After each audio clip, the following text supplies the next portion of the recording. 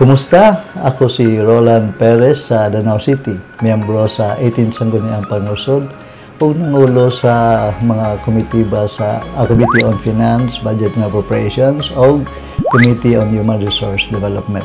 Ang Committee on Finance mohatag sa review sa mga budget sa syudad o lakip na sa mga submitted budget sa barangay. Doon ay revenue raising activities ang City of Danau. Ang paborito nako nga parte sa akong trabaho mao ang pag-atubang sa atong mga katawhan nga mga kaigsoon natong mga Danauanon na nindot sa kayo nga mapaminaw sila na kung sa ilang mga sugyot no nga mapalabo pagud ang atong syudad sa Danau.